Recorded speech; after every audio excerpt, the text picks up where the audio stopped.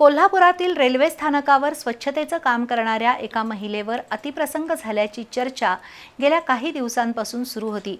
संबंधित व्यक्तीवर गुन्हा दाखल करावा या मागणीसाठी नातेवाईकांनी आज सकाळपासून रेल्वे पोलिसांवर दबाव आणला। अखेर रात्री संशयिताविरोधात गुन्हा दाखल करण्यात आला। त्याचा शोध सुरू करण्यात आला आहे। कोल्हापूर शहराच्या बाहेर राहणाऱ्या काही महिला सफाई कामासाठी रेल्वे स्टेशनवर येतात। त्या महिलांच्या परिस्थितीचा गैरफायदा अनेक जण उचलतात। गेल्या महिन्यात एका व्यक्तीने रेल्वे स्टेशन परिसरातील एका अधिकाऱ्याच्या खोलीतच महिलेवर अतिप्रसंगाचा प्रयत्न केला। त्यानंतर त्या महिलेवर दडपण आणलं।